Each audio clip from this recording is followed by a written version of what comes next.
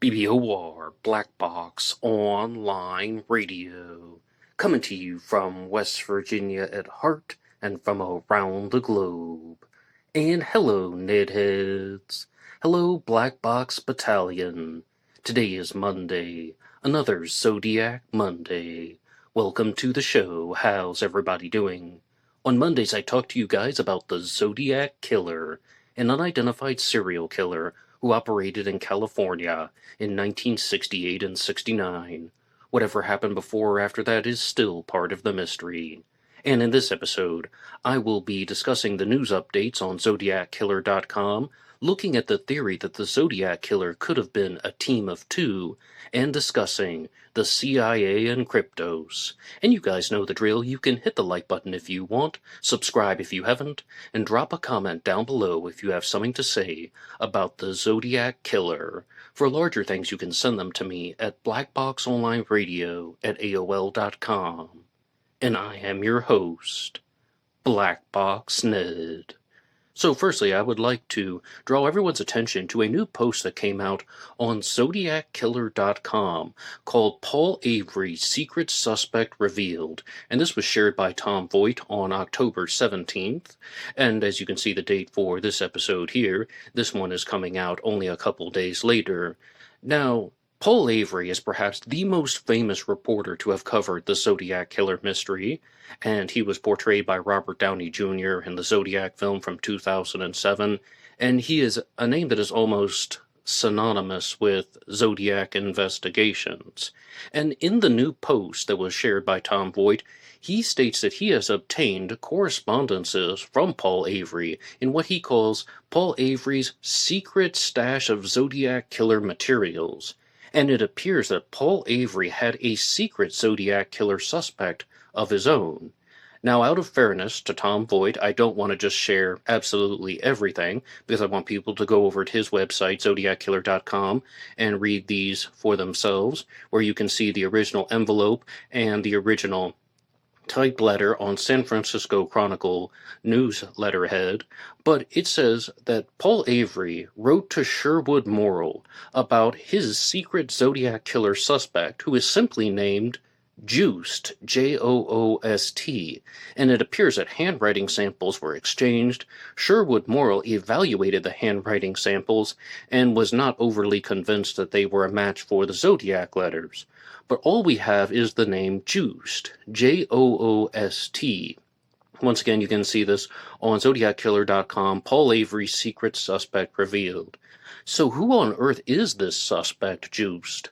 And if Sherwood Morrill does not seem to think that there is a match, does that mean we should completely ignore him? Well, I don't think so, because, to be honest, I don't trust the opinions of Sherwood Morrill, the handwriting expert who made all of these observations about the Zodiac Killer case. In fact, I think a lot of what he stated could be very easily overrated. So who is this suspect Joost? Well, I did some searching on the internet, and I'll share my findings with you. And I want to be very clear. This is not a definitive match, this is just a possible candidate. So, the famous linguist and political commentator Noam Chomsky once said that if you want to be an expert on something, all you need to do is spend an hour on the internet. And I think he made that as a joke, but I took him literally. So I spent an hour on the internet, and all of a sudden, I'm an expert on all things related to San Francisco. Now, the Joost family is a name that goes well back into the 1800s. We have to start in the year of 1837, when a young boy was born in Germany, in Lower Saxony, named Baron Joost. There is one birth date listed online for him in 1837, and there's another one in 1845. And he came to the United States as a young age, and then he crossed the country and ultimately settled in California. Baron Joost was somebody who started several retail businesses and stores, and he took the profits from his retail businesses and he invested them in real estate. So, businesses plus real estate, he became a natural forerunner for the railroad industry, and he became involved with that as well.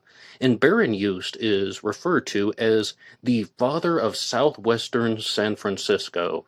And there is the Miller Juiced House in San Francisco, which stands to this day, and it's listed as a historical landmark. Baron Juiced also had descendants and relatives that came with him. And to be clear, this would not be his direct son, but a relative of his was born in 1919, and his name was William Edward Juiced. He went by the name Bill. Baron Juiced passed away in 1917, 2 years prior, so this is not a direct descendant, but this is a relative of his. William Edward Juiced, born in 1919, and he would go on to serve in World War II, and he was married in 1947 to Marjorie Juiced, and it isn't completely clear on the actions and activities of everything, but they definitely started their family between 1947 and 1954. Now, William Edward Juiced would pass away in 2001 at the age of 82. So, could he be the suspect that is discussed here? Well, he's born in 1919. That would make him 50 years old at the time of Zodiac activity. I suppose that's possible. There are 50-year-old suspects out there, such as Shel Cavalli, John Parr Cox, and even Guy Ward Hendrickson, who was older than that. But William Edward Juiced had 2 sons. He had 3 children, actually. He had a daughter named Marjorie, a son named Peter, and a son named William Jr. Now, Peter doesn't have his exact birth date listed online. Maybe he was born a little bit later because it says he started grad school in 1984, going for his MBA. And if he's following any conventional timeline, that would mean that he is too young to have been the Zodiac Killer. But what about his other son, William Jr.? Now again, it states that his father and mother were married in 1947, that's William Sr. and Marjorie, and we have William Jr. graduating from college, from Pomona College in 1971, and then passing the Florida bar in 1975. So, again, if he's following any conventional timeline, he was either born in 1948 or 49, so we would be dealing with a 20 to 21-year-old Zodiac. Now, this could be a different person that Paul Avery is talking about in these correspondences, but this might actually be the person that he is discussing, this suspect Juiced, coming from a very prominent and historical family in California. And is he just somebody who was struggling through the university days at Pomona College and then became the Zodiac Killer? Well, it appears that one person who disagreed with that was Sherwood Morrill, and I'm going to keep you guys updated on this to see what I can find. And yes, there's lots of information about the Juiced family online, and I would also say, please do not try to contact any family members and start asking them personal questions, because we don't even know if this William Edward Juiced is the suspect in question here. This is part of an ongoing journey and investigation. But, I will definitely keep you guys updated. Now, I would like to give a big thank you to everyone who listened to the recent episode that was made about the Zodiac Killer suspect Lawrence Kane. On Thursdays, I regularly talk to you guys about the Black Dahlia murder from 1947, but I released a bonus episode last week about the Zodiac Killer, because in 2021, I started a series of episodes called Zodiac AMAs, Ask Me Anythings, where I was discussing the major Zodiac Killer suspects, and it had come to my attention that I had not made one about Lawrence Kane as a Zodiac Killer suspect, and he's one of the most famous Zodiac Killer suspects. So I made it last Thursday, and in that episode I also discussed the video series from a YouTuber named Forrest Haggerty, and the name of his channel is Forrest Haggerty Channel. And even in the comment section, people were also making requests to talk more about Forrest Haggerty's videos. And normally, when someone makes a request, I simply say, well, I already have. They've been blended into several different Zodiac Mondays, several different Zodiac Killer news reports when they originally came out. But there was a particular comment that caught my attention, and it's from Classic Chevy Cat, who says, Ned, did you ever do a video challenging the video from Forrest Haggerty put out expressing his belief that the Zodiac Killer was Arthur Lee Allen and Lawrence Kane? On part 6, he lists many of his reasons why he came to his conclusions. It may make for a great Zodiac Monday. Have a fabulous weekend. Well, and to everybody, have a fabulous week here on Black Box Online Radio. A lot of stuff will be coming out, and one more time you can hit the like button and subscribe. And there was a challenge from Tom Voigt, a classic Chevy cat, who says, "Serious question, why would anyone care what Forrest Haggerty thinks? He's just some random guy with a YouTube channel, dime a dozen. Anyone can upload videos. Do you think he's an FBI profiler or something? Well, he's not. Furthermore, his Zodiac videos are full of misinformation. Not that that matters in 2025.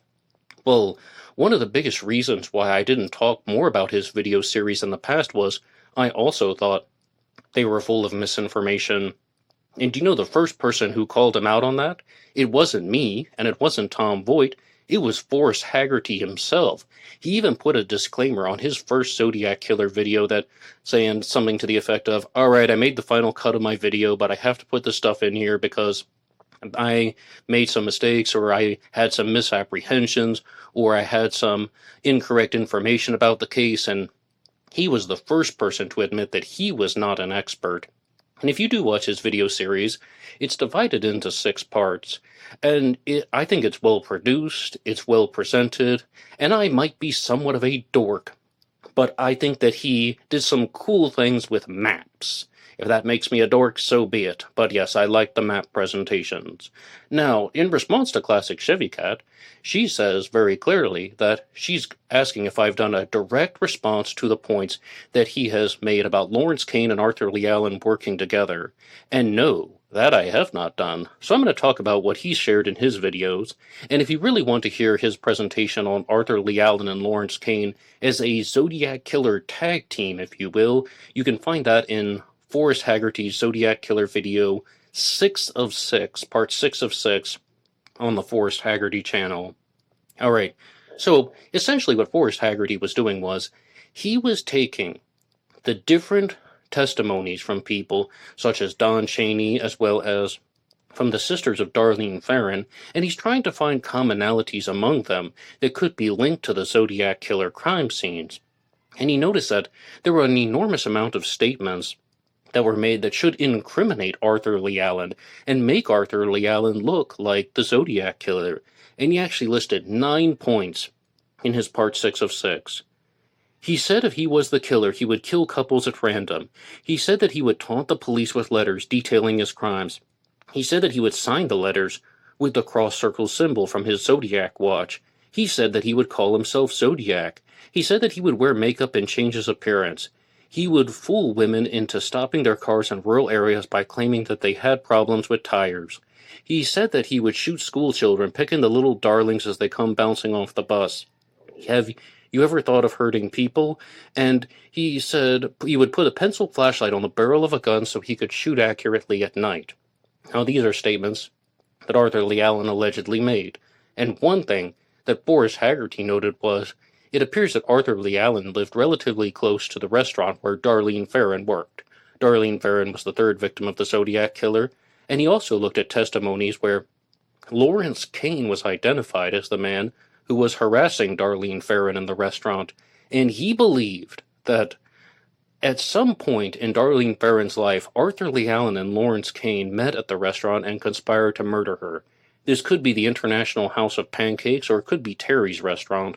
But they met up, and they both shared a type of infatuation with Darlene Ferrin, and they both apparently had criminal tendencies and homicidal tendencies, and they wanted to exact some type of revenge, partnered with Arthur Lee Allen's fantasy of acting out a series of homicides, which appears to have been something where he thought that they could create a serial killer persona and not get caught because they were targeting couples at random. The other evidence for this is Lawrence Kane's handwriting does not match the Zodiac letters in Forrest Haggerty's opinion, and I would also say the same thing.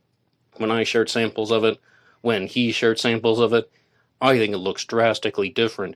If anything, Lawrence Kane's handwriting tilts to the left, and the Zodiac Killer's handwriting tilts very, very strongly to the right. And I do admit that Arthur Lee Allen has some more similarities in his handwriting than does Lawrence Kane, and also we have these conflicting witness descriptions about somebody who is, 6 feet tall and barrel-chested versus somebody who is about 5'8" or 5'9" tall? Could this explanation be that there were two killers? And also, I mean, how about the differences in MO? Does that not suggest also that there are two killers? My long and short version of this, to get to this direct issue challenging his points, is that he doesn't seem to take into account that witnesses can be unreliable. Or how about this? The witnesses that he is using for information in his Zodiac Killer videos aren't directly connected to the Zodiac crime scenes. Think about what I just said. Don Chaney, as well as the two sisters of Darlene Ferrin, well, they weren't at the crime scenes. They didn't see the Zodiac Killer. They simply are telling these wild stories.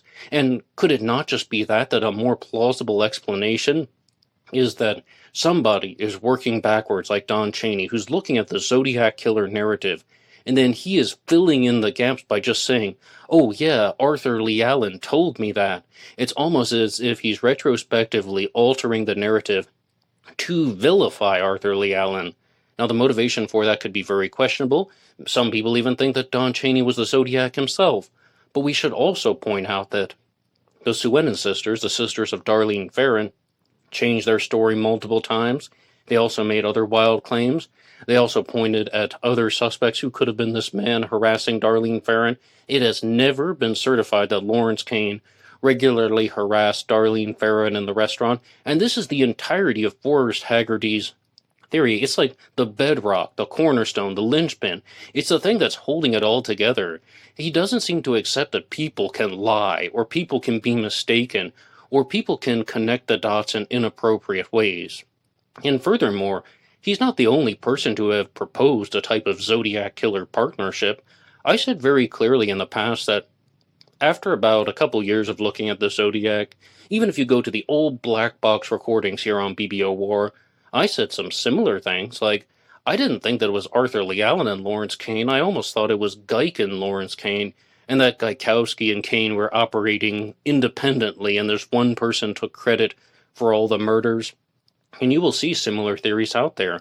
A more articulate version of that exists in the book So I See You Don't Paint Houses by Jeremy Berthiaume, where he talks about how, more or less, the theory is that both Arthur Lee Allen and Richard Gaikowski were serial killers who were able to fly under the radar for an extended period of time. Jeremy Berthiaume actually believes that the first Zodiac crime occurred in 1965 with the murder of Thomas Snow, and then continued into the Zodiac murders. However, he believes that Lawrence Kane tried to abduct Kathleen Johns on March 22nd of 1970, and then the Zodiac Killer took credit for it. Then that prompted Lawrence Kane to think, hey, this guy took credit for something that I did. That means that I can get away with murder. And then that directed Lawrence Kane to murder Donna Lass in 1970 and Dana Lull in 1974.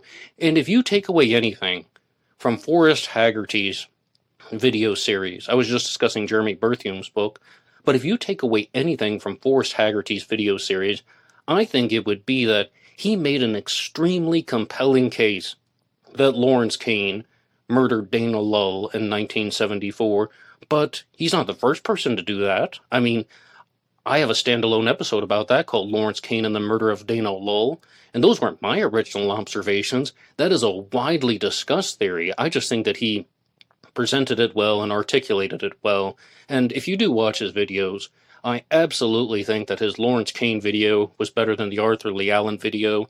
The Arthur Lee Allen video, I think, was part 4. It's very short, it's to the point, it's only about 13 minutes long, and he really expanded more greatly into the Lawrence Kane one, but that is just my response talking about the evidence in Forrest Haggerty's videos. Without these testimonies that he's using as the bedrock of his theory, it all falls apart, and then there really is no reason to connect Arthur Lee Allen to Lawrence Kane. Furthermore, it's all based on an assumption that they met at a restaurant and decided that they wanted to murder a server that they just had some infatuation with. I mean, how on earth would anybody know that that would happen?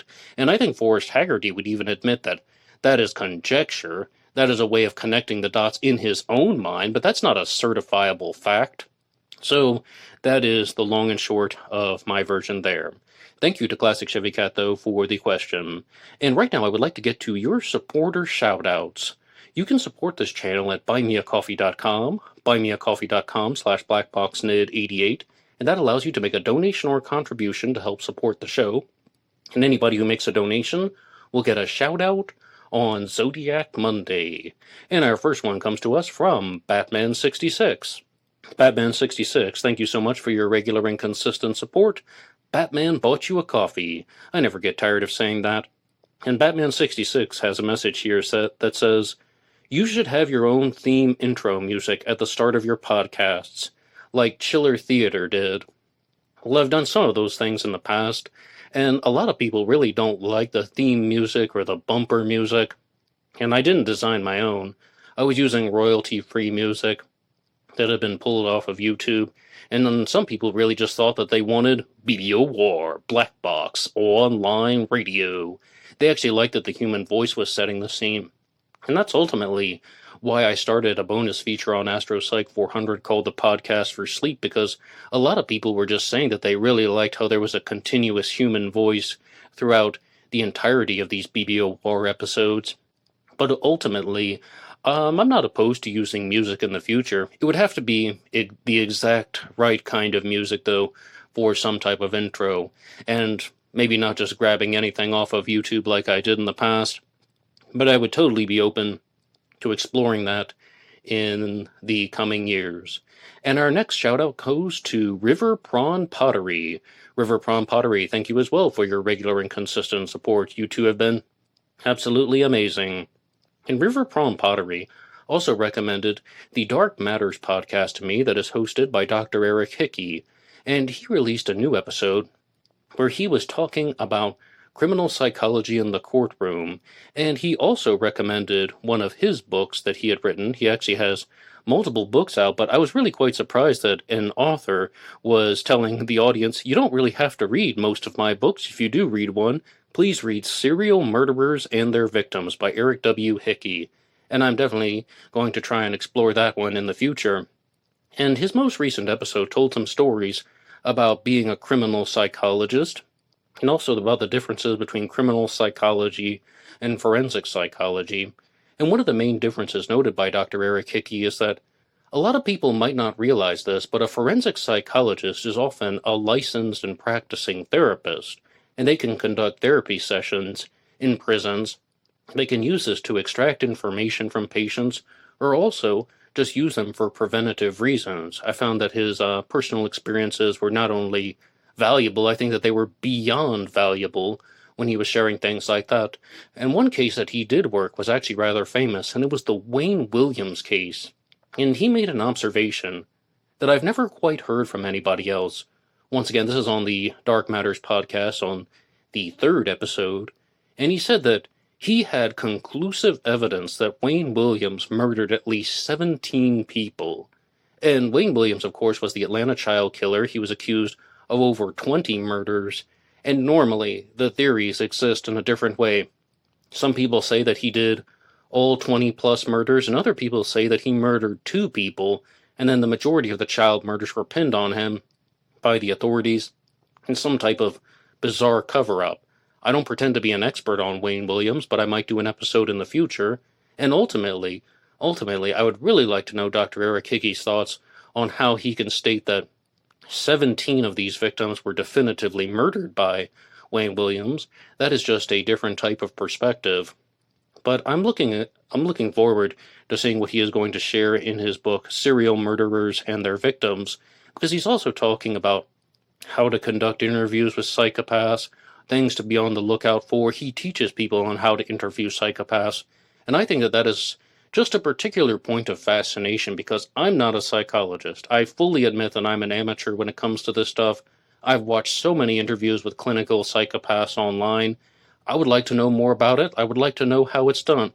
I would like to know the specific points on extracting information. And yes, I have heard tactics in the past, and maybe I can explain some of those in a future episode, with my own limited knowledge. But I want to hear more from him, and one more time, you can find the Dark Matters podcast here on YouTube or anywhere else on the podcast circuit. And as you already heard, Classic Chevy Cat asked a great question for Black Box Online Radio. and for Zodiac Monday, so I would like to give a shout out to her. And if you have any ideas for future episodes, please drop them in the comments section down below, although I do confess that there have been quite a lot of comments and suggestions for future episodes, so the topic list is getting rather big, but I'll try to get to everyone. And also, I would like to give a big shout out to Dennis G. Dennis G helps find a lot of the images that you see going by on the screen here. And you can also view the images at True Crime Designs on Facebook. There is an archive of the pictures and photos and images that you see here for Zodiac Monday and the other shows on BBOR, available at True Crime Designs on Facebook. And some other announcements for the channel. Tomorrow there will be a new episode in the new series on the disappearance of Maura Murray from 2004. That's a new segment here on Black Box Online Radio. In the past I was talking about the murder of JonBenet Ramsey and the disappearance of Madeleine McCann here on BBOR, but now the Tuesday show is covering Maura Murray, and on Thursday there will be a regularly scheduled Dahlia Thursday. There was a Zodiac Black Dahlia live stream that came out, and then I did the Lawrence Kane episode, but Dahlia Thursday will now be continuing as normally planned, and on October 28th I will be celebrating Halloween here on BBOR. Please stop on by for the Halloween party, where I'll be talking about all things Halloween related. It's not going to be so much true crime centered, and then in the past I've done a combination of Zodiac and Halloween together, like talking about the Zodiac Killer's Halloween card and some suspicious murders. This episode is going to be more of just a Halloween party where I can connect with you guys in the comments section, and that will be coming out on October 28th. So lots of content to discuss here on Black Box Online Radio. And moving on to the next segment here on Zodiac Monday, I would like to pick up where I left off with a new Zodiac Killer book called the Zodiac Killer Casebook by L.J. Clark. Now, some of you will remember that I did a casebook edition where I was discussing a portion of this book, but there's a chapter in here on the forensics, and forensics that can be used to solve the Zodiac Killer mystery. And one more time, everything that I'm going to be citing is from the Zodiac Killer Casebook by L.J. Clark, and it actually just begins with, "How can we identify the Zodiac? Despite his prolific writing and eyewitness descriptions, he remains elusive. A DNA match will probably be the only way to confirm his identity, but he did leave several other clues. Handwriting, fingerprints, and a composite drawing have not yet led to an identification, but may offer insights into his identity." Lloyd Cunningham, the world's leading expert on handwriting of the Zodiac Killer, has compared the Zodiac's writing thousands of times. Cunningham reviews the handwriting, comparing it to known samples of the Zodiac script, in search of a clue that will finally break the case, but the results have always been the same: no match. He began investigating the Zodiac while a San Francisco police officer and has continued the case as a private consultant. Lloyd Cunningham joined the force in 1963, and on the night of October 11, 1969, he was among dozens of other officers who searched the Presidio after the shooting of cab driver Paul Stein. In 1980, after training with the U.S. Secret Service, Lloyd Cunningham became the department's first forensic document examiner. Over the years, Cunningham says he memorized the Zodiac's handwriting, including the uniqueness of its letters, and the killer crossed his T low with a vertical stroke. Cunningham's notes formed a distinctive saddle between the legs of his lowercase m, and usually left generous spacing lines, Cunningham says. And Richard Grinnell of ZodiacCiphers.com has also talked about this a lot, that the Zodiac seems to be either consistent with certain spacings, or that the spacings will appear in multiple letters. But this is going to be the very next section here. Copycat Zodiac missives often can be easy to spot, he says. A tip-off to be copied or disguised handwriting is a lack of fluency. There's a rhythm in writing, he says. When people jot notes or sign documents, they write quickly and confidently. But if someone tries to copy or disguise their handwriting, it's no longer spontaneous, and an expert can see the signs of the effort. So what I think he's saying is that there might be certain things that people are looking for, like hesitations, certain lines that might indicate that someone is trying to write a little bit more carefully than they normally would, because you don't have to carefully write your signature all the time, and in fact, many ways, people look for a signature that is not carefully written because it shows that you're doing it, as Lloyd Cunningham would say, with fluency. But I don't necessarily know if that's going to be a perfect way to identify copycat handwritings. I mean, it seems like one thing, though, and I have to give credit to Paul Brookbanks of the channel Paulscape72 for pointing this out, is that the Zodiac Killer had the ability to neatly arrange his letters. Even the letters that are written with somewhat of a sloppy text also are neatly arranged. They just don't have words all over the place, or they don't just have like things that are trailing off the page. In the unconfirmed communications, you might see stuff like that. But overall, it seems the Zodiac had the ability to arrange his words neatly, and maybe, as Cunningham or Richard Grinnell might point out, with regular forms of line spacing. So let's keep going here. Soon after he retired, he was brought back to the Zodiac by the Vallejo Police Department. Their suspect was none other than Arthur Lee Allen, who had been suspected by investigators in the 1970s, but was cleared after he passed a lie detector test. Well, I think it's so much more than that. The lie detector test was not something that just cleared Arthur Lee Allen. I mean, they searched Arthur Lee Allen's house. They didn't find anything. They found things that might sound a little bit incriminating, such as owning pipe bombs, talking about torpedo explosives and so on, but not anything that was immediately incriminating of the Zodiac murders. Granted, if you're going to talk about the searches that happened decades later, you might not necessarily find something, and you guys know that Arthur Lee Allen is not my prime suspect, he's not my top suspect, but I think that it's really odd that they would just be shocked that they weren't going to find something. Furthermore, the lie detector is really not the heart and soul of everything, because Arthur Lee Allen was looked at for the longest time, since 1971, maybe since 1969, and it's not just like, oh, he passed a lie detector, he wasn't the guy. It's that they didn't have the physical evidence to arrest him. In 1991, police raided Arthur Lee Allen's home in Vallejo and seized evidence, including a box of handwritten letters that spanned 25 years. Cunningham spent days examining them. I went through every piece of his known writing and compared it, and I couldn't find any evidence to link him to the Zodiac writings, Cunningham says. And, it's a totally reasonable observation about Arthur Lee Allen, and this is one of the biggest reasons why people do not think that Arthur Lee Allen was the Zodiac Killer. The authorities had so much time to look at him as a suspect, they didn't find it.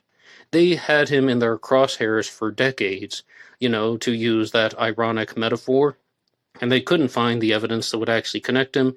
Therefore, does that not suggest that he was not the Zodiac Killer? But the police didn't give up on Arthur Lee Allen. They theorized that Allen had committed the Zodiac killings with an accomplice, and that accomplice had written the letters.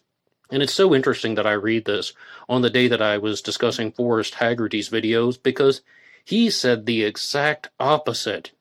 He thinks there was an accomplice, and that Allen wrote the letters, and it seems like the majority of the crimes were committed by Lawrence Kane, and that they were working together in this partnership. And another example of that would be the William Crowe sighting, which says that there were two perpetrators in a car. Or let's be clear, two suspicious individuals were in the car prior to the Lake Herman Road murders. I mean, this is just in the exact opposite. This is the inverse of what Forrest Haggerty is saying. And that should be just some eye-opening wake-up call to everybody. A lot of these theories can be created in people's minds, whether it's these comments from Lloyd Cunningham or from Forrest Haggerty's channel, or even from me. I've done this so many times, and I often end up apologizing for it here on Zodiac Monday because people can arrange things in a particular sequence of events in a way that makes sense to them.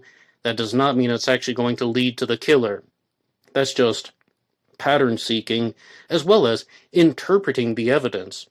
And let's be clear about that. This is interpreting the evidence, and multiple interpretations of the evidence can exist. So the police did not give up on Arthur Lee Allen. They theorized that Allen had committed the Zodiac killings with an accomplice, and the accomplice had written the letters. I mean, I made my episode about that in 2018, Arthur Lee Allen's partner. I definitely did it too, and I apologize for it. Lloyd Cunningham says he thought that the theory was promising. When the police seized specimens of the suspected accomplice's handwriting, Cunningham believed a break in the case had finally come. We really thought that Arthur Lee Allen did the killings, and this guy did the writing, Cunningham says. I was never so let down. It just wasn't the guy. Well, if anything, I think that's being honest, that he's not just trying to vilify Arthur Lee Allen.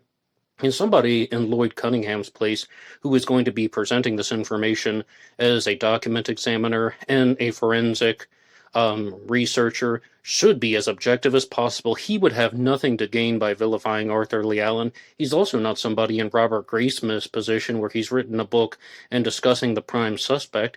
I mean, Lloyd Cunningham should really just stick to the facts, and that's what it looks like he's doing. He might be saying, yeah, I wanted to close the case. I thought it was him. I even thought there might be an accomplice involved, but there's just nothing that can connect him. Does that mean we should move on from Arthur Lee Allen? I know some people have been saying that in the comments section recently on Zodiac Monday, that they simply don't want to hear about Arthur Lee Allen anymore. And, the honest answer to that is, you don't just stop talking about the prime suspect in an unsolved mystery. And furthermore, this is a book that came out this year, 2025. So I'm discussing a book that's discussing Arthur Lee Allen. The journey just goes on. Let's keep going here. The most recent Zodiac-style document that Cunningham examined was obtained from the Chronicle's photo archive. In an envelope containing old news photos of the Zodiac case, editorial assistant Daniel King found a Christmas card addressed to the Chronicle, postmarked in 1990. The handwriting resembled the Zodiac. This, of course, would be the 1990 Eureka card, also known as the Snowman card. And this handwriting with the card and the symbol was similar to the one that the killer sent and is thought to have been sent to the newspaper during his killing spree. No one in the newspaper today remembers receiving the Christmas card. Well, I mean, the Christmas card, it's called that. What this is referring to is the Eureka card. I mean, I've thought of it as a Christmas card in the past, but really there aren't a whole lot of Christmas things on there, and it says Secret Pal as opposed to Merry Xmas or Merry Christmas. And it doesn't necessarily feature any Christmas iconography. Instead, it features a snowman wearing Groucho Marx glasses and a winter hat, but that isn't immediately Christmas. And furthermore, the date that I understand that has been attributed to this is 1990 as opposed to 1969 or 1970. The Chronicle gave the card and envelope last week to the Vallejo Police, the lead agency on the Zodiac murders, and provided Cunningham with scans of the documents. Cunningham pointed out several similarities between the writing on the envelope and the Zodiac script, but also noted discrepancies. More important, he says the writing looked like it had been done slowly and carefully in places, and others appeared to have been overwritten. Well, if anything, that might indicate that he's leaning toward the Eureka card being a forgery and someone was trying to replicate the Zodiac's handwriting. And this is a quotation from Lloyd Cunningham. The big problem you have here is, why would a person overwrite all of these letters? The Zodiac never did that in any of his writings. So Cunningham believes, but that's also an interpretive statement. The overwriting led him to suspect that the writer was copying or tracing the script from another document. I could never conclude that this is the writing of the Zodiac, he says. It tends to lean the other way.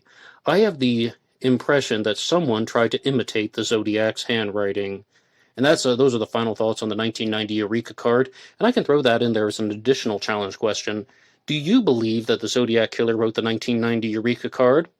And somebody had a request for me to talk more about the channel Justice Talks True Crime, saying I've talked to Justice in the past, but they've done a lot more explorations into someone who is heavily connected to the Eureka card, and that is Chester Clark Klingel.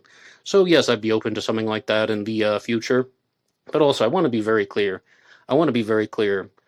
For a long time, I said that the Eureka card was my top in authentic communication, meaning that if anything was written by the Zodiac Killer, it was the Eureka card. That if any of the unconfirmed communications actually came from the killer, it was the Eureka card. Esoteric Zodiac language using secret pals fits the greeting card tradition compared to the Halloween card, Dripping Pen card, Dragon card, and Pines card, and 13 Hole Punch card, and also, it's done with very, very similar handwriting. Well, according to the statement from Lloyd Cunningham, that this appears to be a forgery, where somebody was trying to make it look like it was the actions and activities of the Zodiac Killer. Was that person Chester Clark Klingel? Maybe. Or it could be somebody else altogether. What do you think about the 1990 Eureka card? Please put your ideas in the comment section down below. And one more time, the book that I was citing was the Zodiac Killer Casebook by L.J. Clark. Now, as many of you know, there are 2 books out by Jarrett Kobek about the Zodiac Killer. One of them is called How to Find Zodiac, where he discusses his Zodiac Killer suspect, Paul Doerr. And there's also another book called Motor Spirit, which is more or less an alternative history of the 1960s that has some Zodiac Killer elements blended into it, but it is a commentary on the 1960s and the influences from that particular decade. I have a 2-part book discussion about Motor Spirit here on BBOR, and I have read How to Find Zodiac, and those comments that I made were intertwined into various Zodiac Mondays, into various Zodiac Killer news reports. But right now, I would like to talk about Jarrett Kobek entering the news in a different direction. And the first person that I have to thank for this is Eddie McNamara, who informed me that Jarrett Kobek was being mentioned in regards to the solution to the Kryptos Cipher. Kryptos is a cipher or code that was featured in the CIA monument and statue sculpture that is outside of their building. And if you've seen any documentary about the CIA, you've probably seen the Kryptos sculpture that features a type of cipher on it. But Eddie sent me an article from the New York Times that I was going through, and I was only able to read a portion of it due to it being behind the paywall. And I thought that the intro to it was rather oddly phrased. I was like, well, wait a second. Did Jarrett Kobek solve the cipher? Did he solve Kryptos from the CIA? And Tom Voigt of ZodiacKiller.com actually put out another news bulletin that said, no, Kobek didn't solve a code. A buddy of his found the plaintext solution. So, again, I'm not an expert on Kryptos, but it seems that there are 5 portions of this cipher, and 3 of them had been solved: Kryptos 1, Kryptos 2, and Kryptos 3. Now, Jarrett Kobek and a friend apparently were going through the Smithsonian archives, and they found a solution to Kryptos 4 that had not been, well, it wasn't supposed to be there, that had not been properly stored, or the solution had been revealed. And I was just very surprised that Jarrett Kobek would have solved a CIA cipher, or the cipher that's outside of the CIA building, because that really isn't his focus. If you read his books, he's definitely not focused on the ciphers. Instead, his core elements of research seem to be more about, well, just that, going through archives and looking at older news articles, looking at things from magazines and how they could all be connected, and it seems like they found a solution to the cipher. And to provide some clarity, there is an article on the Telegraph that says this CIA code went unsolved for 35 years. An amateur discovered the answer in plain sight. Now, when you read something like that, it makes it sound like he's the one who solved the code, but he found it is perhaps a bigger and more accurate version. And this article goes on to continue by saying that the sculptor Jim Sanborn opened his email account one day last month expecting the usual messages from people claiming to have solved his famous decades-old puzzle. Mr. Sanborn's best-known artwork is called Kryptos, and it sits in a courtyard at the CIA headquarters in Virginia, a sculpture that evokes and incorporates secrets. Kryptos displays 4 encrypted messages and letters cut through its curving copper sheets. Since the agency dedicated it in 1990, cryptographers, both professional and amateur, had claimed to have solved 3 of them, K1, K2, and K3, but the 4th remains stubbornly uncracked. Mr. Sanborn, who was 79 years old, was in the final stages of auctioning off the puzzle solution. The auction house had estimated that the text passage, along with the other papers, could be sold between $300,000 and $500,000. He has said that he intends to use the proceeds to help manage medical expenses for possible health crises and to fund programs for people with disabilities. But the email he received on September 3rd threatened that plan. Its subject line contained the first words of the final passage of K4. The body of the email showed the rest of the solved text. And what led to that moment is a blend of mishandled paperwork and nerdy spycraft. An amateur cryptographer and his friend found the solution in plain view for anyone willing to dig through the archives of the Smithsonian Institution. The hidden text had been uncovered, with potentially damaging the effects for the sale. And, of course, the person who tracked it down is Jarrett Kobek, a journalist and novelist long fascinated by Mr. Sanborn's work. In an announcement from RR Auction, the company running the sale, he saw a reference to copies of the coding charts used to encrypt the message and the originals, and it said that it was at the Smithsonian. Mr. Kobek lives in California and asked a friend named Richard Byrne, a journalist and playwright, to request the Sanborn papers at the Smithsonian Archives of American Art. So, as you can see, this was not a solution that was cracked by Jarrett Kobek, and he directed somebody to search the archives for him, and that is what they found. Now, ultimately, it really just begs the question of, should they be responsible for creating this and putting it out forward? Should they be responsible for revealing the solution, or should they strike some type of deal with Sanborn? I mean, they didn't solve the code, and he was going to auction off the solution and donate the money to charity. It really comes down to a question of, what would you do in that situation? Because Jarrett Kobek was asked to sign an NDA by Sanborn, and apparently he refused. Again, I mean, he didn't do anything illegal. It seems like he found this. He found a copy that should not have been there, but that isn't necessarily violating the law. So what would you do in that situation? Ultimately, I mean, I think that perhaps he could make some arrangement with Sanborn and just receive a portion of the proceeds himself and then donate the rest to charity. That's just the first thing that comes to mind for me.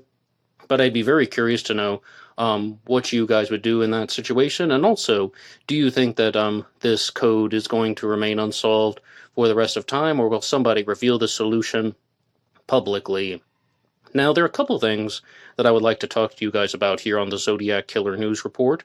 As many of you know, I've been doing an ongoing segment about the usage of AI in the Zodiac Killer mystery, and how some people are generating text with AI, they're generating YouTube videos with AI, and I'm very much opposed to that because AI can't accurately create text. It can put words together, but it can't accurately get facts and information from police reports, or even from books, or even from the internet, and string things together and make it appear as if it's a coherent and not only coherent and fact-checked piece of information. And I have to give a shout-out to Silver Stuff in the comment section, who made a comment about how I had said some positive things about AI, that it can be used for entertainment, and people don't necessarily seem to think it's a bad thing if something is AI generated and you watch a funny video on Facebook or YouTube, and very clearly the creators are telling you this is AI, but it's just meant to be entertaining. Well, Silver Stuff really has a point about all of the dangerous usage of AI, and it goes so far beyond plagiarizing Zodiac Killer books, or just having a computer program write an inaccurate Zodiac Killer story, or just putting suspect evaluations into a type of ratings meter and doing it with purely inaccurate information. And you'll find a lot of that in Dr. Hal Rowan's book, Can AI Solve It? The Zodiac Killer? But ultimately, AI can be very destructive, and I'm well aware of that. For example, there was a famous story a couple years ago about how there was this business deal that was conducted to the tune of $25 million, and they did the negotiations via teleconferencing systems, and all of it turned out to be AI and deepfakes. $25 million was just lost in a scam because of this type of technology. And most of you know that I'm a regular listener to the program Crime Talk, and there was a video that came out on that channel on Friday that was telling the story of something that was a little bit more horrific. And that is that there was a woman who made up a fake story about being sexually assaulted. She went to the police and she said a man sexually assaulted her, and they went through her phone to see if they could find clues. And they found a deleted file that had a story that was created by ChatGPT, where she was more or less asking ChatGPT to create a story of what a typical sexual assault would sound like. And then she memorized it and told it to the police officers. And they're like, well, she's making the whole thing up. Now, why would she do that? Apparently, she had filled her Instagram with things about domestic violence and survivors and helping people in rough situations, and they think that she was doing it to further her presence on Instagram and turn herself into a more prominent influencer. In short, to extend her career as an Instagram personality. And, the host of that program doesn't normally get fired up, but I would quote him here when Scott Reich said, "She should burn in hell." Those were his words. And ultimately, you can see that AI can be very, very dangerous. People can use this for criminal purposes, and it really is the Wild West when it comes to sharing these types of auto-generated content, and people are malicious, and I talk about it all the time in the shorts and reels that I release Monday through Friday here on Black Box Online Radio. And to conclude today's episode, I have just a couple of quick things for you guys. The first is that Batman 66 has shared something with me, and this is Crack Comics number 5, an older comic book that features a masked criminal jumping from the sky and holding the skydiver as a hostage. It's almost like a combination of the Zodiac Killer and D.B. Cooper, but I don't think the Zodiac Killer influences should be downplayed or disregarded because, if anything, this is just showing about how many similar actions and activities are found in artwork and in the media that could have inspired the Zodiac Killer's Lake Berryessa stabbing. And as of now, the ultimate theory that I'm going with is the Zodiac Killer wore his hooded costume at Lake Berryessa because he wanted to act like a comic book villain. Of course, he could be a villain from other movies and TV shows and so on, but a type of fictitious villain. In the preceding 20 years, prior to the Zodiac murders, are just filled with these types of images of the gun-wielding and sometimes knife-wielding killer in a mask, knife-wielding criminal in a mask, and it was an opportunity for the Zodiac to combine the usages of signature and the usages of MO and put them together. And then this turns into somebody who is doing something to confuse the authorities by attacking in broad daylight, and ultimately he is just taking things that really aren't his own original ideas, but by ripping off things like movies and comic books, it actually turned the Zodiac Killer into a very unpredictable villain. And ultimately, I think that a lot of the reasons why he chose to wear that costume were really just from the world of entertainment, and specifically entertainment that he would have experienced when he was a kid. It's the whole concept of being in power, a power-assertive fantasy where he is in control of the victims. And of course, there could be some covering up for his previous failures and crimes, if indeed the Zodiac Killer did commit the Domingos Edwards murders in 1963. One more time, this is Crack Comics number 5, an older model featuring another masked killer. And, some people might think that some of these connections are just very simple, and they are, but I'm definitely not convinced that they are meaningless or baseless. It seems like very apparent that the Zodiac Killer read comic books, watched a lot of movies, read a lot of books, and perhaps also listen to music, because the final thing that I have for you here on the Zodiac Killer News Report is something that is a little bit different, and this might be nothing, but I encountered an old sea shanty song called Blow the Man Down, and the first line of it just stood out to me like a sore thumb, and you might see why. As I was walking down Paradise Street, a pretty young damsel I chanced for meet. She was round in the counter and bluff in the bow, so I took in all sailed and cried, "Way enough now." I hailed her in English and she answered me clear, "I'm from the Black Arrow, bound to the Shakespeare."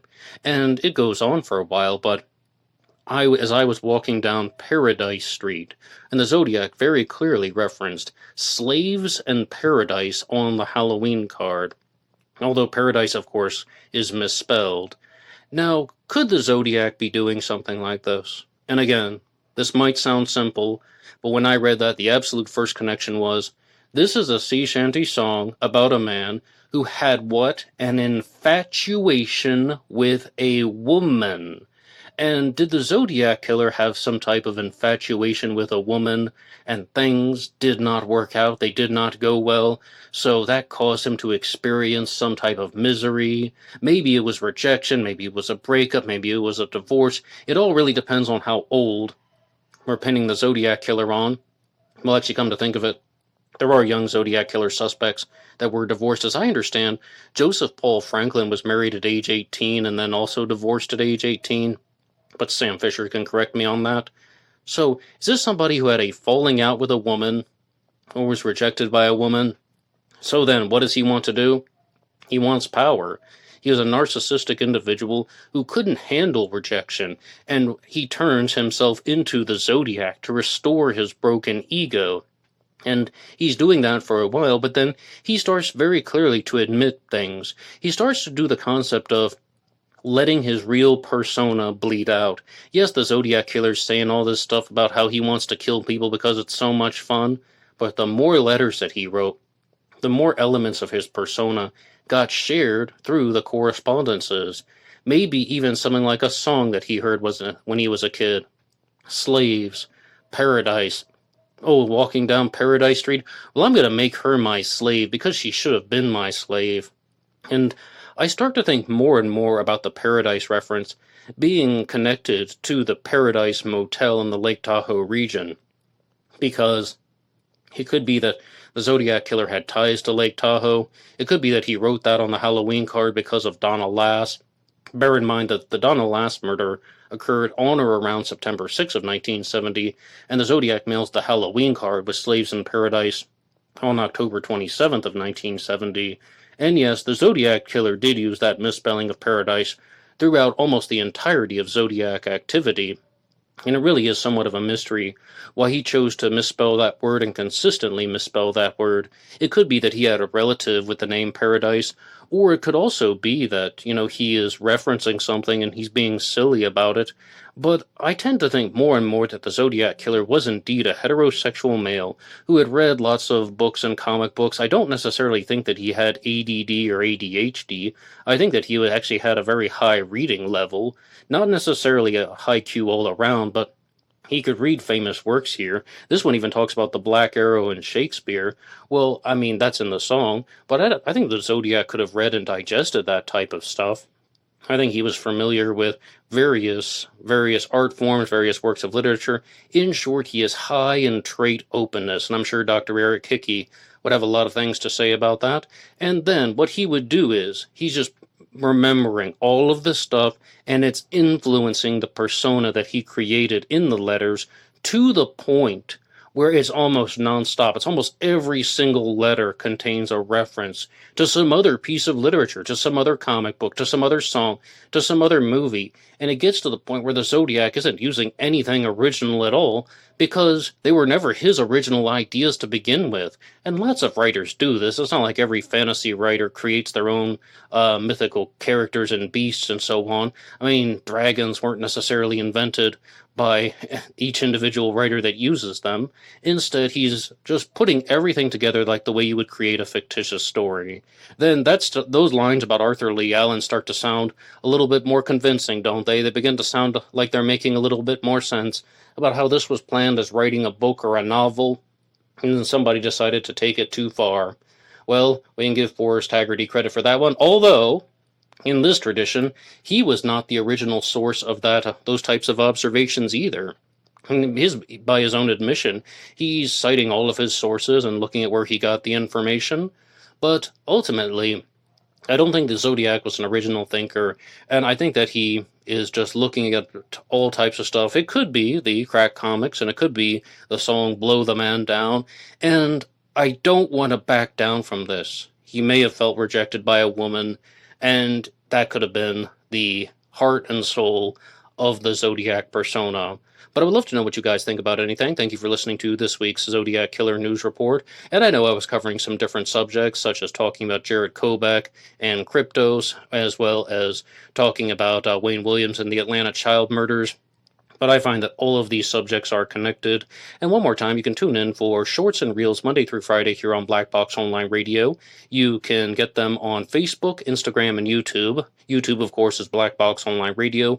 My Facebook name is Ned DeHaan, and on Instagram there is blackboxned88.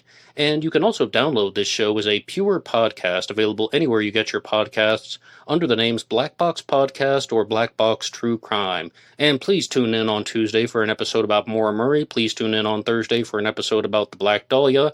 And feel free to visit some of the other content here on Black Box Online Radio, such as last week's episode about Lawrence Kane if you haven't heard it yet, or visit some of the older Zodiac AMAs. And thank you so much to everybody who has just been following along with these Zodiac Killer discussions. And what do you think about Suspect Juiced? Now, do you think that he actually was somebody named William Edward Juiced Jr., born in 1948-49, 21-year-old Zodiac, pet suspect of Paul Avery? Did I find the right person or not? Please stay tuned to future Zodiac Killer news reports for an update. And I will be with you guys tomorrow, and all I can say for now is goodbye.